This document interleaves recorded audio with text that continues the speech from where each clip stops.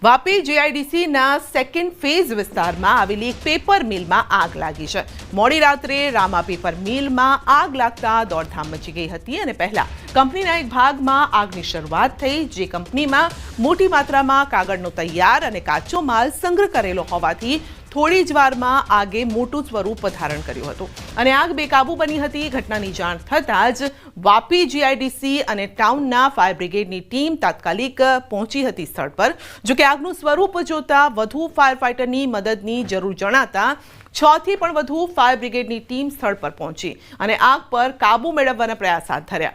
આખરે કલાકોની ભારે જહેમત બાદ આગ પર કાબુ મેળવવામાં સફળતા મળી હતી અને આ ઘટનામાં કોઈ ઈજા કે જાનહાનિના અહેવાલ નથી, પરંતુ આગ લાગવાનું કારણ હજુ જાણી નથી શકાયું.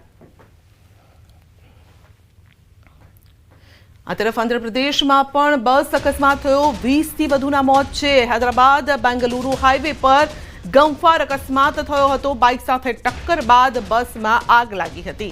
આગથી બચવા માટે લોકો બસમાંથી કૂદ્યા હતા અને બસમાં 40 થી વધુ લોકો સવાર હતા.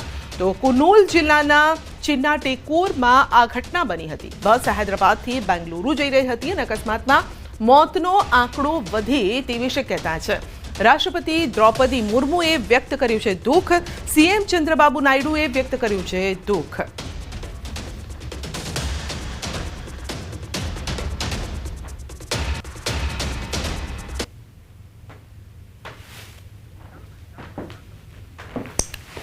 તો સીએમ ચંદ્રબાબુ નાયડુએ દુઃખ વ્યક્ત કર્યું છે. હૈદરાબાદ બેંગલુરુ હાઈવે પર ગમખ્વાર અકસ્માત, બાઇક સાથે ટક્કર બાદ બસમાં અચાનક આગ લાગી હતી. તો તેઓએ દુઃખ વ્યક્ત કર્યું છે કે આ દુઃખની ઘડીમાં તેમના પરિવારજનો ખાસ કરીને છે તેમને આ દુઃખ સહન કરવાની શક્તિ આપે. આ સાથે જ જે પણ ઘાયલો છે તેમને પણ તમામ જે મદદ છે તેનું પણ આશ્વાસન આપવામાં આવ્યું છે. તો રાષ્ટ્રપતિએ પણ દ્રૌપદી મુર્મુએ પણ દુઃખ વ્યક્ત કર્યું છે, કારણ કે જે લોકો અત્યારે ઘાયલ છે અને જે લોકોના ડેથ થયા છે આ દુર્ઘટનામાં, તે લોકો પર શું વીતતી હશે, તેમના પરિવારો પર શું વીતતી હશે, તેને લઈને ખાસ આ દુઃખ વ્યક્ત કરવામાં આવ્યું છે. અને શોકિંગ આ છે કારણ કે હાર્ટ ફેલ થઈ ગયું છે એ પ્રકારની પણ તેઓએ વાત કરવામાં આવી છે.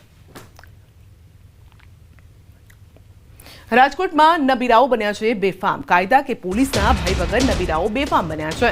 તો શહેરના લક્ષ્મીનગર અંડરબ્રિજ પાસે ચાલુ કારમાં ફટાકડા ફોડી જાહેર જનતાનો જીવ જોખમમાં મૂક્યો હતો. કારમાંથી ફટાકડા બહાર ફેંકતા નબીરાઓનો વિડીયો વાયરલ થયો છે. નબીરાઓ સામે કડક કાર્યવાહી કરવા માટે માંગ પણ ઉઠી રહી છે.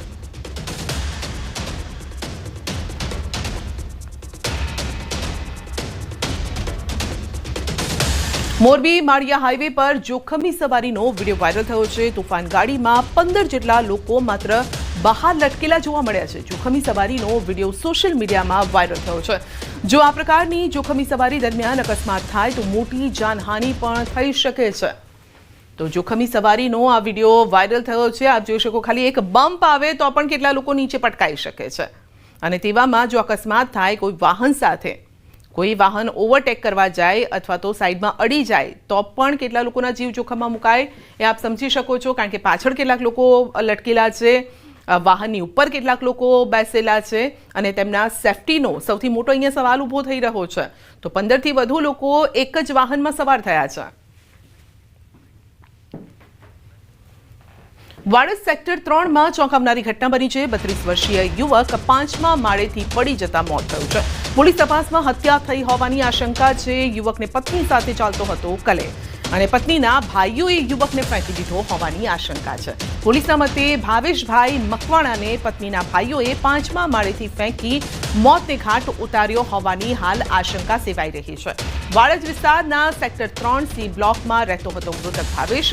રિક્ષા ચાલક ભાવેશ બળદેવભાઈ મકવાણાને પત્ની સાથેના અણબનાવ બાદ ઘરમાં તેઓ હતા ત્યારે પત્નીના ભાઈઓ ત્યાં આવી પહોંચ્યા. પત્નીના ભાઈઓએ ભાવેશભાઈને માર માર્યો અને બાદમાં ગુસ્સામાં આવી 5મા માળેથી નીચે ફેંકી દીધા, જેના કારણે તેમનું ઘટના સ્થળે મોત થયું છે.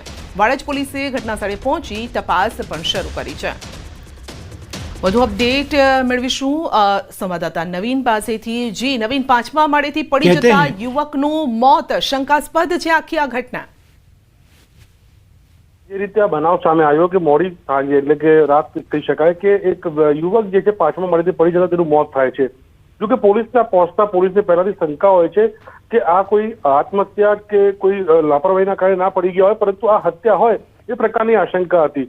તેથી પોલીસે એફએસએલની મદદ લીધી, તપાસ શરૂ કરી, ક્રોસ વેરિફિકેશન કર્યું. જેમાં સામે આવ્યું કે મૃતક ભાવેશભાઈની પત્ની સાથે થોડુંક અણબનાવ હતો, જેના કારણે મૃતકના જે શાળાઓ છે તે લોકો ત્યાં પહોંચ્યા. તેના પહેલા ભાવેશભાઈને માર માર્યો, ત્યારબાદ પાંચમા માળે તેને ફેંકી દીધા હોવાની હાલ વાત સામે આવી રહી છે. તેથી પોલીસે અત્યારે તમામ જે શાળાઓ છે મૃતકના તે લોકોને અટકાયત કરી છે અને પૂછપરછ કરી રહી છે કે કઈ રીતે ઘટનાને અંજામ આપ્યો છે. જો કે હત્યા હોવાથી પોલીસે હત્યાની કલમ ઉમેરીને આગળની જે તપાસ છે તે શરૂ કરશે, એ પ્રકારની માહિતી હાલ સામે આવી રહી છે. સંધ્યા જી, આપનો આભાર.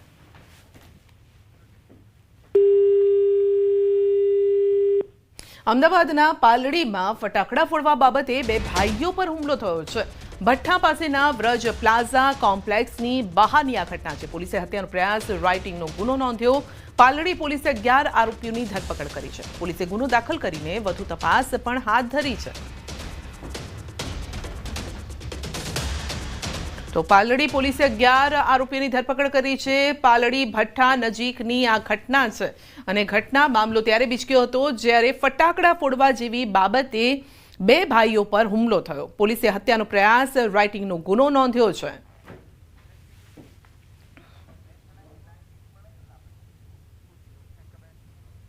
અમદાવાદના સોલામાં લૂંટની ઘટના સરનામું પૂછવાના બહાને રોકી માળા અને વીંટી સેરવી લીધી છે. સોલામાં લૂંટની ઘટના ઘટી છે તો ગાડીમાં બેસેલા નાગા બાવાએ કરી છે કરામત. આશીર્વાદ આપવાના બહાને 1000 રૂપિયા આપી પીઠના ભાગે થપ્પો માર્યો. 4.5 લાખની રુદ્રાક્ષની માળા, ડાયમંડની વીંટી સેરવી લીધી છે. સોલા નીલગિરી સર્કલ પાસેનો આ બનાવ છે. સોલા પોલીસે ફરિયાદ નોંધીને તપાસ પણ હાથ ધરી છે. તો અમદાવાદના સોલામાં લૂંટની ઘટના અને આ સાથે સરનામું પૂછવાના બહાને માળા અને વીંટી પડાવી લીધી છે. તો નાગા બાબાએ આ કરામત કરી છે.